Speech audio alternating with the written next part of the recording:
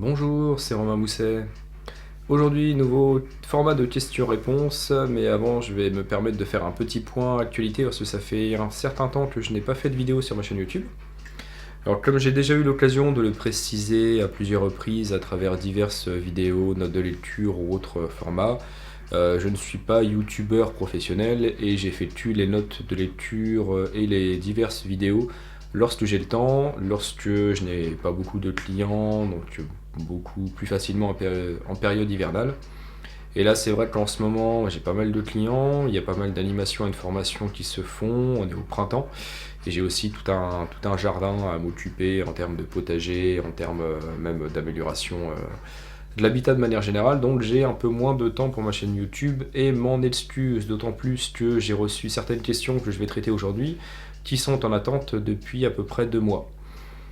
Donc, ce petit point actu étant fait, je vous renvoie sur la dernière vidéo que j'avais faite avec Hugo Pérez, qui est éducateur canin, qui est animateur de la web radio Radio Cabot, où j'avais pu faire un entretien fleuve de 2h30 sur divers sujets qui sont parfois demandés sur des questions qui me sont envoyés, donc plutôt que de refaire des redites sur des questions-réponses et d'avoir une certaine redondance, je peux vous renvoyer sur ça.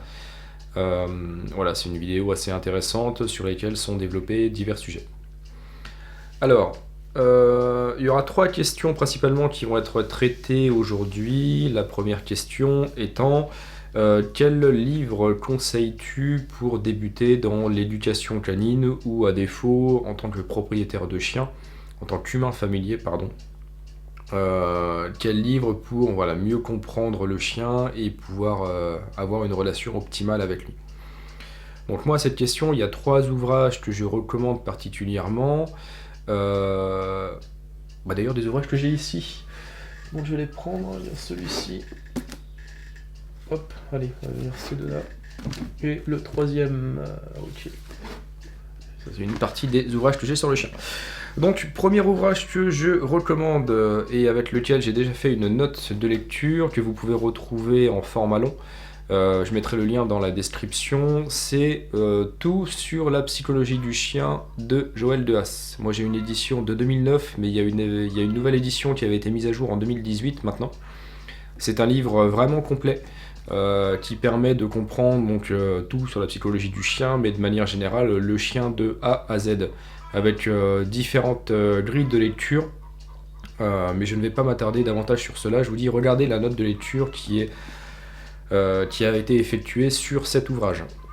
Le second ouvrage que je recommande, je n'ai pas encore fait la note de lecture, mais elle viendra dans le courant de l'année, c'est Comportement et éducation du chien, un ouvrage collectif écrit sous la direction de Bertrand Deput et Thierry Bedossa, un ouvrage qui comprend divers auteurs où vous allez retrouver Antoine Bouvresse, Catherine Collignon, Nicolas Cornier, Alain Weiss et plein d'autres. C'est un ouvrage que je présenterai ultérieurement et pour le coup, vous avez plusieurs auteurs donc spécialisés, que ce soit des éducateurs canins, des éthologues, des vétérinaires comportementalistes qui vont développer certaines parties spécifiques.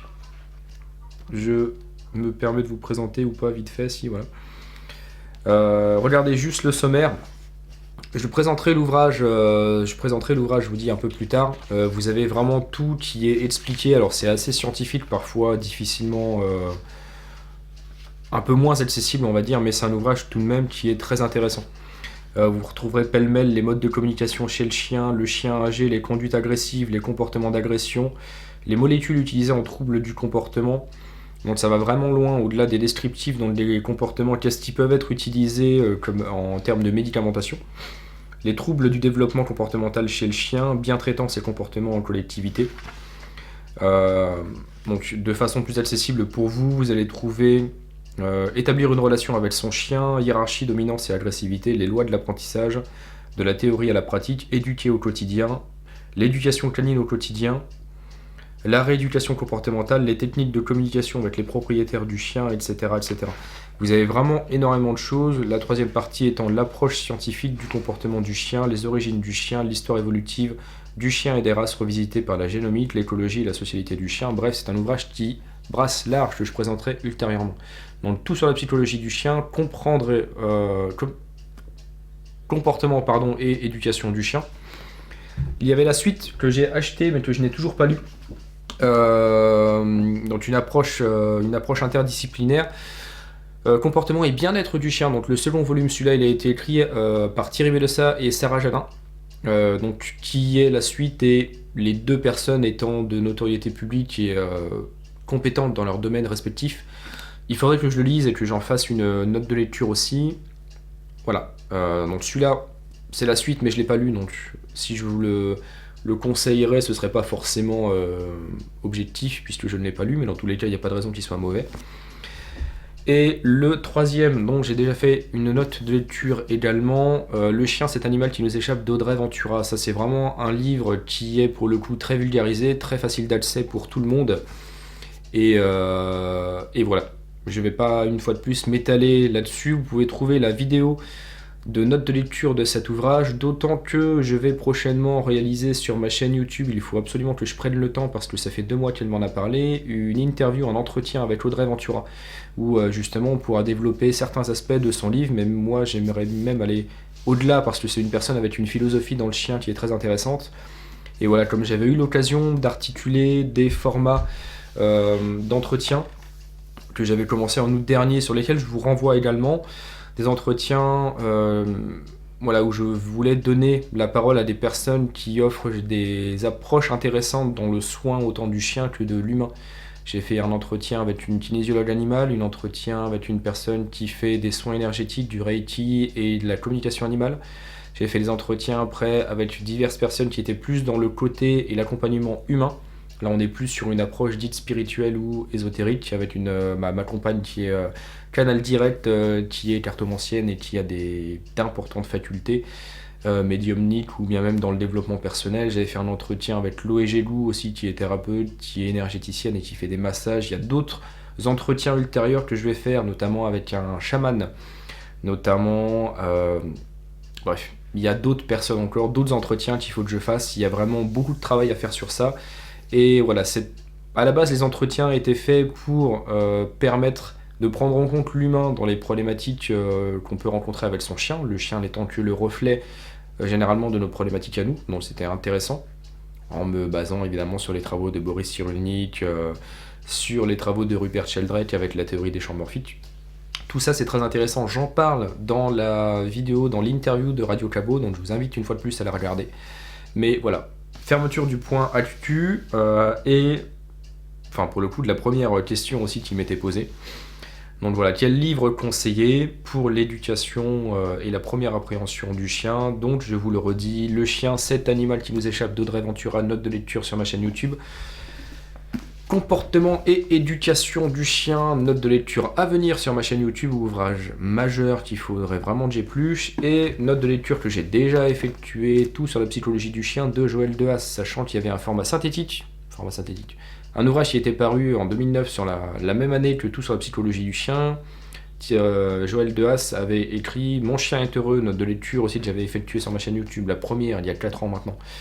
Vous verrez la différence, où à l'époque j'étais un peu gêné, je parlais un petit peu... voilà, j'étais un peu plus coincé, mais dans tous les cas, 2 ouvrages intéressants de Joël Dehaas. Voilà, ceci étant dit, voilà quelques ouvrages donc, que vous pouvez trouver pour débuter dans le chien, sachant qu'il y a énormément d'ouvrages dans le chien, il y a plein d'ouvrages sur le chien, comme il y a énormément d'éducateurs canins qui font des vidéos sur YouTube. Moi je sais que apparemment l'approche que j'ai, où je ne mets pas beaucoup de pratique, mais où j'apprends beaucoup aux gens comment fonctionne leur chien, à travers les propos de tel auteur ou autre, je sais que ça fonctionne bien, donc voilà. Je ne fais pas de vidéo sur comment apprendre un chien à marcher en laisse sans tirer, parce que vous avez énormément d'éducateurs canins qui proposent ce genre de vidéos-là. Mais je vais y revenir, notamment dans une des questions, mais moi je m'appuie beaucoup, je relais par rapport à d'autres professionnels qui ont écrit des ouvrages notamment. Donc, question-réponse internationale aujourd'hui, question de Luce en Suisse. Bonjour, Romain, blablabla. Comment fonctionne la peur chez le chien? Quand ma chienne Skaya était petite, l'orage et les feux d'artifice ne lui faisaient rien. Un jour, nous sommes partis en vacances en camping et la première soirée, nous avons voulu lui montrer la plage. Un gars a fait partir un feu d'artifice à 1 mètre de nous, résultat énorme crise de panique de Skaya. Depuis, elle est traumatisée au point d'avoir peur de certains endroits autour de notre immeuble car il y a souvent des pétards qui pètent, même sans fête. Elle marche tranquille et dès qu'on est là où elle a peur, elle tire de toutes ses forces. J'ai déjà même testé plusieurs fois de me poser dans cette rue, sans résultat. Donc comment fonctionne la peur chez le chien, et donc question sous-jacente, comment travailler un protocole, je pense, de désensibilisation suite à un trauma. Alors comment fonctionne la peur chez le chien? Je réfléchis, je me demande si ça n'a pas déjà été étudié dans une note de lecture. Bref, comment fonctionne la peur chez les chiens? Moi, alors je vais pas rentrer là-dedans parce que ça va être trop long. Comment travailler la peur chez le chien? Je vais reformuler ta question, Luce. Alors on avait déjà eu l'occasion d'échanger un petit peu par message et je t'avais dit que je te répondrais dans un question-réponse, donc ça fait à peu près 2 mois que t'attends, je suis désolé, mais je le fais maintenant. Comment fonctionne la peur chez le chien? Donc suite à un trauma. En l'occurrence, là, ta chienne, elle s'est pris un feu d'artifice ou un pétard à 1 mètre d'elle et depuis, il y a un gros trauma. Moi, j'effectuerai une désensibilisation progressive. Alors, tu disais que finalement, tu avais essayé de faire écouter des sons. Tu avais essayé de faire écouter des sons avec ton téléphone ou avec ta radio, je crois, avec des feux d'artifice, tout ça, ça n'a pas donné de résultat parce que pour moi, le contexte n'est pas forcément le bon. Si ta chienne elle est chez elle, et comme tu dis, le rendu n'est pas le même, parce que le chien peut aussi se rendre compte si ça vient d'un haut-parleur ou si c'est en vrai. Parce que qui dit pétard, dit feu d'artifice, dit autant son finalement qu'après odeur. Odeur de soufre, odeurs diverses, et ce qu'il y a derrière aussi, c'est que le chien vit beaucoup plus dans un univers olfactif que dans un univers purement auditif. Et pour moi, tout est contextualisé. Donc je pense que pétard égale soufre égale évidemment onde sonore, et ça c'est des choses que tu vas pas pouvoir retrouver à travers des haut-parleurs. Toujours est-il que l'habituation au bruit blanc, l'habituation avec des haut-parleurs lorsqu'on a des chiots en bas âge, c'est très intéressant à faire, notamment sur la période d'imprégnation. Là, sur une chienne adulte, il n'y a pas forcément grand intérêt. Moi, ce que je ferais, et j'ai déjà eu l'occasion de le faire sur un client qui m'avait appelé, qui était chasseur et qui voulait habituer son chien au coup de feu, et ça c'est des choses qu'on faisait aussi à l'armée. Bon, alors c'était pas du tout les mêmes approches, mais c'est des exercices que je connais, que j'ai déjà effectués. Pour moi, j'irais acheter des pétards, de tout petits pétards à pétards un peu plus importants, et je me mettrais dans sa zone de stress, et progressivement je la réduirais. Dans l'idée, il faudrait que tu fasses l'exercice avec ton compagnon, ou ta compagne, je ne sais pas. Mais dans tous les cas, j'ai cru comprendre que tu étais en couple, donc moi je le ferais avec la personne avec laquelle je vis. Il, elle ou les deux, ou je sais pas, voilà, il y a un petit peu tout maintenant. Il, personne non binaire, tout ça, je brasse large pour éviter d'être censuré ou autre. Voilà, donc tu travailles en duo. Si tu sais que ta chienne est réactive, admettons, à 50 mètres, ou alors qu'à 50 mètres il n'y a pas de problème, mais tu as 30 mètres, on va dire, tu vas avoir un problème, tu vas te mettre sur cette fourchette de 50 à 30 mètres, et en fait tu vas jeter des pétards au début avec vraiment des tout petits pétards, vraiment les petits trucs qui font le petit pute, et après progressivement tu vas augmenter. Donc moi je travaillerai déjà sur le petit bruit de pétard, tu vas te rapprocher au fur et à mesure de ta chienne. Après, quand c'est ok pour elle, les petits bruits de pétard, alors après tu pourrais associer bruit de pétard égale récompense, bruit de pétard égale renforcement primaire, soit de la nourriture ou secondaire à travers des caresses ou autres. Tu vas renforcer tout comportement qui va amener ta chienne à tolérer cela. Et une fois qu'avec les bruits de pétard ça peut péter juste à côté d'elle, après tu vas augmenter la puissance du pétard. Donc là pour le coup, étant donné que tu augmentes la difficulté de ton processus de désensibilisation, tu reprends de la distance. Tu vas te remettre à 40 ou 50 mètres, avec le pétard un peu plus important. Tu vas travailler petit à petit, et tu vas te rapprocher ainsi. Et tu vas, toi, récompenser. Caresse, nourriture, ce que tu veux. Nourriture, je pense, parce que tu m'as dit que tu l'avais pas mal travaillé comme ça. Donc pour le coup, prendre la nourriture avec une grosse valeur pour elle. Dans tous les cas, faut jamais mettre ta chienne en échec. Si tu vois que... Alors, après c'est pareil, tu fais des sessions d'exercice courts, genre tu fais 3-4 pétards, max, t'arrêtes, tu recommences l'après-midi ou le lendemain. Fais pas des grosses sessions. Dans tous les cas, ce qui est important à prendre en ligne de compte sur ce type d'apprentissage-là, c'est que c'est progressif, ça va se faire dans la durée, et ta chienne a eu un trauma. À partir du moment où ta chienne a peur des pétards, qu'elle a associé que dans telle rue il pouvait y avoir des pétards, si tu te mets directement dans ta rue, tu es en immersion. Quand tu es en immersion, il n'y a pas d'apprentissage qui peuvent se faire dans la durée. Si tu as peur des araignées et que je te mets dans une pièce où il y a plein d'araignées, t'es pas dans des conditions optimales pour travailler sur ta peur des araignées.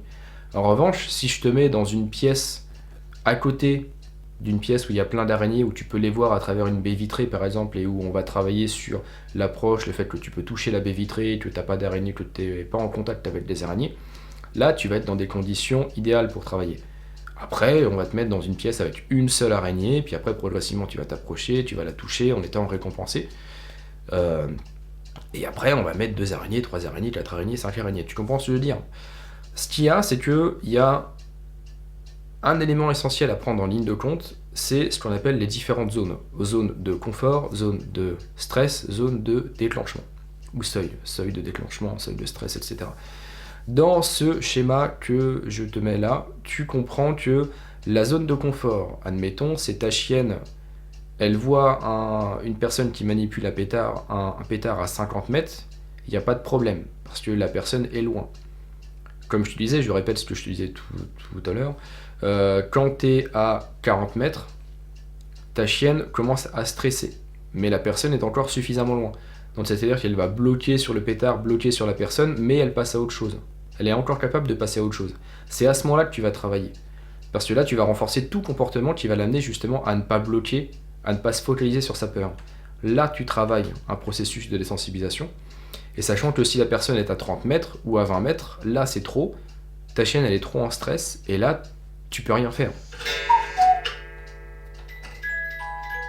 Et mon coucou, j'ai oublié de le couper.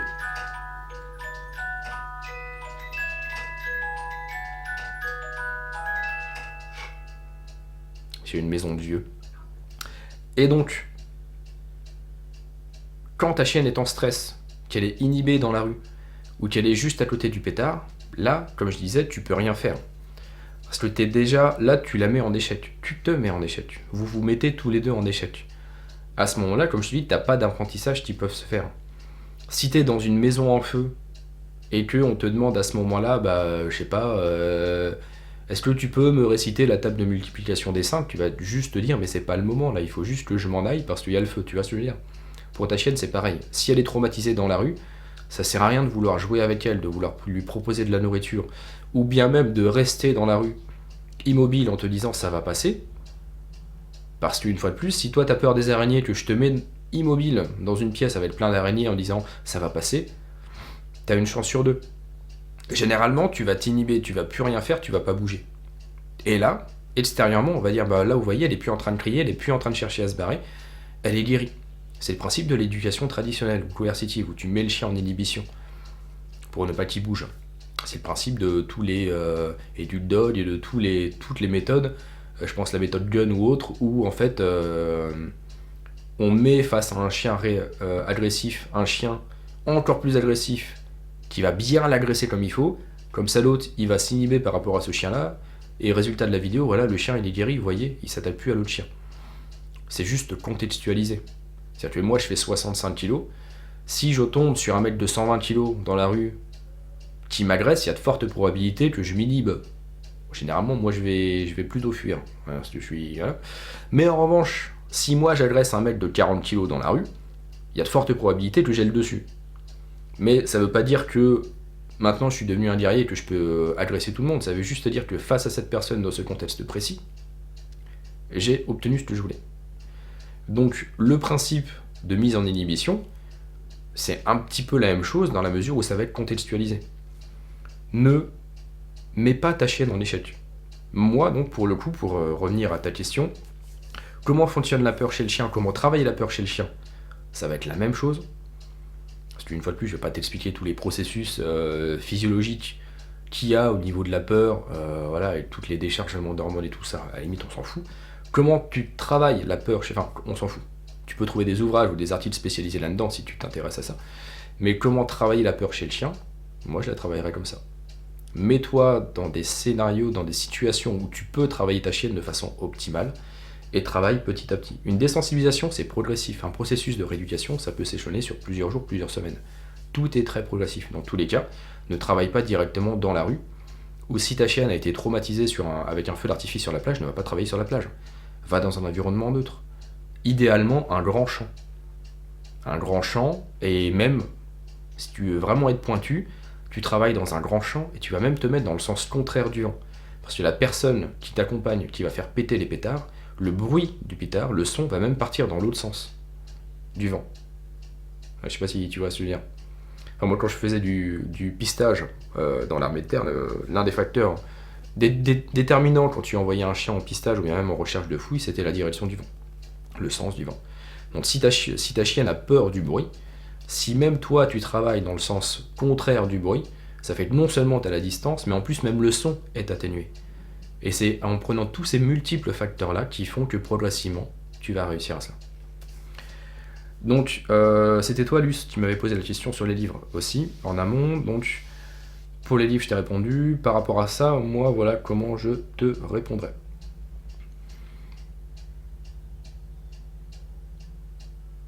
Voilà. Il y avait une autre chose dans ta question. C'était ça. L'Asca fait des progrès avec la marche en laisse et j'ai eu peur qu'elle soit réactive congénère, mais en fait pas du tout, elle tire pour aller dire bonjour gentiment. Il y a énormément de chiens qui sont comme ça. Beaucoup de personnes qui pensent que leur chien va être agressif ou réactif congénère parce que quand ils voient un autre chien en bout de laisse, enfin quand ils voient un autre chien il va se mettre en bout de laisse, voire même parfois il va pigner, il va aboyer, il va gémir. Souvent c'est de la frustration parce qu'il peut pas aller au contact et les personnes vont prendre ça comme de la réactivité congénère. Résultat, elles vont encore moins amener le chien en contact, elles vont favoriser une augmentation de la frustration, et parfois même tu peux aller sur des processus de désensibilisation. De désocialisation, pardon. Et là pour le coup c'est pas bon. Donc ok, elle tire pour aller dire bonjour gentiment. C'est comme pour aller dans de nouveaux endroits ou parcs, elle tire comme un bœuf car trop contente. Je sais pas comment lui faire comprendre qu'on peut y aller au pied, pourtant je fais beaucoup d'exercices d'autocontrôle.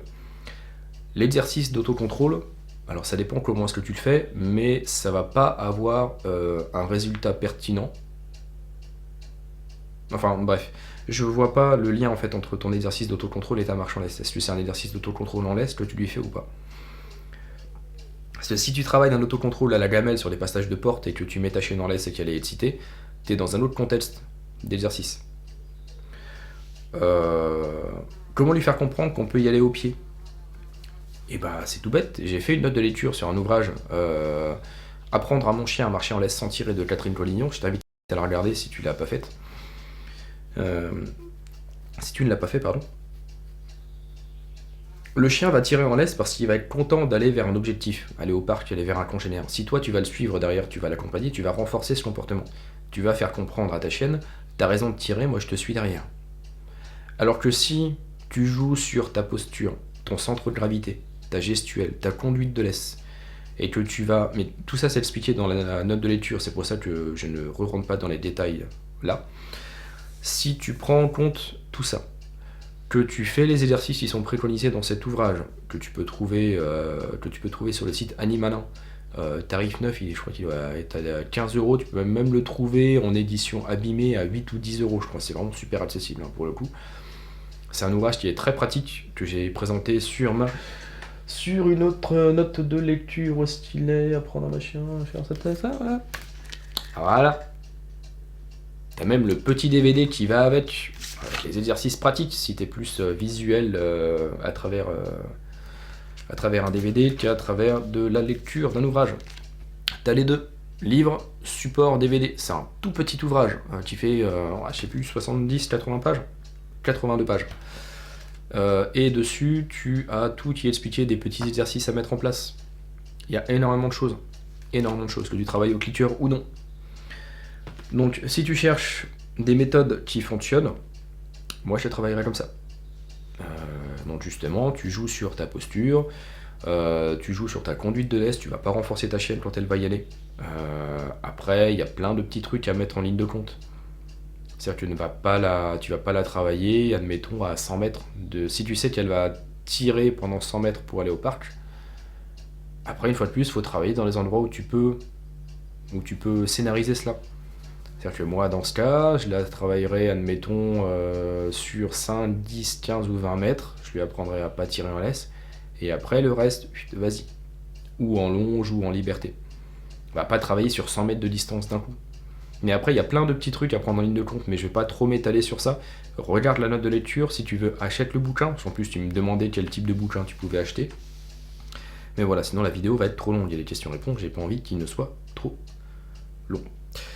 Alors, je vous avais dit que c'était un format de questions-réponses internationales. J'ai une question de Joséphine du Québec. Bonjour Romain, je suis loin, mais j'aime beaucoup tes capsules. J'ai un chien extrêmement réactif aux humains et aux autres chiens. Je fais un suivi comportemental avec une vétérinaire comportementaliste. Elle pèse 20 livres et prend 10 mg une journée et 20 mg l'autre journée du Prozac. Elle attaque les autres chiens de la maison, dont je l'ai confinée dans une pièce, et elle n'est jamais avec eux. Je fais un suivi comportemental en renforcement positif, et je tente de lui faire changer son comportement. Que me suggères-tu comme lecture ou approche? Voilà, il y a aussi des livres. Donc lecture ou approche, bah, tu les as aussi, avec les ouvrages que j'avais recommandés à Luce. Je ne sais plus trop... Ah, dans ton cas, ouvrage qui peut être intéressant, que j'ai présenté déjà sur ma chaîne YouTube... La psychologie du chien, stress, anxiété et agressivité de Claude Beata. Ouvrage aussi intéressant pour comprendre ça. Et pour le coup, pour recomprendre par exemple tous les processus de peur, Luce, tu peux aussi retrouver ça dans l'ouvrage de Claude Beata. Je ne sais plus trop quoi faire. Pour l'aider, je ne veux pas aller vers les méthodes de la dominance qui fut une vraie catastrophe avec l'éducatrice qui utilise le collier étrangleur. Plus jamais. Bien. Bien, Joséphine, super bien. Ne pars plus jamais sur les théories de la dominance et sur l'usage du collier étrangleur, ou électrique, ou torquatus, ou n'importe quoi. La théorie de la dominance, je l'ai expliqué dans l'ouvrage de Barry Eaton. Dominance, mythe ou réalité sur un format de 5 minutes pour comprendre, sur un format de 20 minutes, sur un format de 40 minutes, je crois. Il y a 3 types de formats pour cette note de lecture là, c'est un ouvrage majeur. La théorie de la dominance, c'est quelque chose qui est dépassé depuis quand même maintenant un certain nombre d'années, qui a été prouvé pour le coup scientifiquement que... Enfin bref, la théorie de la dominance, c'est quand même démonté depuis la fin des années 90, on va rester sur ça. Donc un éducateur canin qui va encore vous dire que si un chien va agresser un autre chien, c'est de la théorie de la dominance, ou c'est lié à un contexte de dominance, fuyez cet éducateur canin-là. Ou expliquez-lui qu'il a tort, pour qu'il puisse éventuellement se remettre en question. Agression, quel type d'agression? Agression de distanciation, agression par peur, agression par irritation. Ça, c'est des informations que tu ne m'as pas données. C'est des informations qui doivent être assez importantes à prendre en ligne de compte. Est-ce qu'elle a peur des autres chiens? Est-ce qu'elle stresse? Est-ce qu'elle veut les agresser par rapport à un lieu de couchage, par rapport à de la nourriture, par rapport à des interactions que tu peux avoir avec eux? Est-ce que c'est juste des interactions intraspécifiques ou est-ce que c'est des interactions interspécifiques? Est-ce qu'elle va les agresser juste quand elle les voit dans un environnement neutre? Ou est-ce qu'il va y avoir un jouet, de la nourriture? Ou est-ce que c'est quand tu vas être en train de le caresser des autres chiens? Tout ça, c'est des informations à prendre en ligne de compte. À partir du moment où tu as une chienne réactive, que tu ne la mets jamais en contact avec les autres chiens, tu sécurises ton environnement, d'accord, après il faudrait aller plus loin. Est-ce qu'elle n'est jamais mise en contact avec les autres chiens? Est-ce qu'il n'y a pas frustration de ne pas les voir, qui augmenterait son irritabilité, qui pourrait éventuellement augmenter le risque d'agression par frustration, par irritation, si c'est le cas? Elle est sous Prozac, donc je suppose que ta vétérinaire a dû faire un diagnostic assez précis. Prozac, irritation par peur peut-être alors? Bref, c'est des informations que tu ne m'as pas données, mais c'est pas grave, on avait échangé un petit peu par rapport à ça. Tu m'avais donné des supports vidéo dans lesquels on voyait par exemple ta chienne sur laquelle tu avais commencé à mettre en place un contre-conditionnement au clicker. Sur la vidéo, tu es sur un chemin, il y a un champ à côté, et tu croises une personne qui arrive en laisse, une personne qui arrive avec son chien en laisse en face. Sur la vidéo, tu commences à mettre en place un contre-conditionnement classique. Tu regardes le chien, tu me regardes, tu t'assois, tu demandes à ta chienne de s'asseoir et tu récompenses. À partir du moment où l'individu en face approche avec son chien, tu te mets à marcher un peu plus vite et après à courir pour passer le chien. Et après tu t'arrêtes, ta chienne se retourne, grogne et agresse l'autre chien. Je reprends ce que j'ai dit sur l'us précédemment. Zone de confort, zone de stress, zone de déclenchement. Pour moi, tu as un champ à côté de chez toi. Enfin, tu as un champ sur la route, sur la vidéo que tu m'envoies. Moi, je suis dans ta situation. Je vois une personne qui arrive avec un chien en laisse. Je vois que je fais une estimation de la distance, à peu près à 15 mètres. Ta chienne, elle voit le chien, elle commence à bloquer dessus, mais elle décroche pour te regarder. Très bien ça. Renforce au cliqueur et il y a la récompense si tu travailles comme ça. Ne demande pas à ta chienne de s'asseoir. Parce que si ta chienne a peur que l'autre chien s'approche, face à une situation stressante, vous avez 3 réponses comportementales possibles. Vous avez l'agression, vous avez la fuite, vous avez l'inhibition, le fait de se figer, de se tétaniser. Lorsque vous avez un chien qui est tenu en laisse, le chien sait que la fuite, il l'a pas, parce qu'il est tenu en laisse. Le fait de s'inhiber, le fait de se figer, le fait de demander à ton chien de s'asseoir, ne va pas amener la personne en face à s'arrêter. Parce que la personne en face, elle s'en fout, elle marche. Donc la fuite, le chien, il sait que ça ne fonctionne pas. Et l'inhibition, il fait que ça ne fait pas s'éloigner le stimulus aversif, en l'occurrence la personne avec son chien. Donc qu'est-ce qu'il lui reste? L'agression. Et plus la personne va s'approcher, plus ta chienne va rentrer dans sa zone de déclenchement, et à ce moment-là, elle se déclenche. Et quand elle se déclenche, t'essaies encore de la pâter avec de la nourriture. Là, par contre, problème pour moi. Parce qu'elle aboie, et à ce moment-là, tu vas la renforcer. Tu vas lui demander de décrocher pour avoir de la nourriture. Mais le problème, c'est que comme dans sa tête, là, il n'y a plus les fils qui se touchent, enfin, il n'y a plus la lumière parce qu'elle est juste en mode alerte, et que tu mets de la nourriture à ce moment-là, tu peux renforcer inconsciemment de façon aléatoire le fait qu'elle aboie par rapport à l'autre chien. Donc moi, dans le scénario, dans la vidéo que tu m'as envoyée, je vois ta chienne qui fait ça, tu avances sur une ligne droite, tu as un chien qui arrive en face, et au bout d'un moment, tu pars en courant, ta chienne se retourne et agresse, échec. T'en as conscience évidemment. Moi, ce que je vois, tu as un champ à côté de toi, moi, dans ta situation, je prends de la distance pour maintenir le chien dans la zone de stress. Parce qu'à partir du moment où le chien est trop près, zone de déclenchement, ta chienne se déclenche, agresse, aboie sur le chien, échec. Donc là, à ce moment-là, de toute façon, tu peux plus rien faire. T'as beau passer en courant, t'as beau passer en faisant des roulades, t'as beau passer en chantant, en faisant, je sais pas, bref, t'as compris le truc. T'es dans sa zone de déclenchement. Une fois de plus, t'as peur des araignées. Je te fais traverser un couloir où il y a plein d'araignées, que tu le traverses en chantant, en dansant, en faisant des galipettes ou autre, t'es dans ta zone de déclenchement. Tu vas clairement pas être à l'aise. Forcément, si t'as la possibilité de crier, d'hurler, de partir en courant, tu vas le faire. Même si je te demande de le traverser en faisant la roue.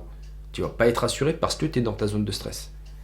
Or, si tu contournes le chemin, que tu vas dans le champ, que tu restes sur ton seuil de déclenchement, sur ta zone de stress, pardon, à ce moment-là, tu peux continuer de travailler de façon optimale. Parce que là, finalement, les bases de contre-conditionnement sont bien, elles sont là, elles sont bien faites. Il n'y a pas de problème, bien que moi je ne demanderai pas à ma chienne de s'asseoir. Parce que c'est la mettre encore plus en difficulté finalement. Moi je l'encouragerais à prendre de la distance, quitte à renforcer, à faire du shaping, à faire de la capture de comportement quand tu l'amènes à prendre de la distance. Comme ça tu lui fais comprendre, il y a un chien, je prends de la distance, je me sécurise et je suis valorisé pour ça. Avec un renforcement secondaire à base d'alimentation, puisque tu la travailles comme ça.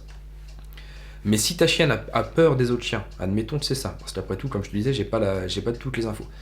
Si ta chienne a peur des autres chiens, et que tu contre-conditionnes chez elle, je vois un autre chien, je m'assois, alors que l'autre chien s'approche, c'est pas pertinent. Une fois de plus, t'as peur des migales, je te fais croiser des migales, je te demande de t'arrêter et de pas bouger.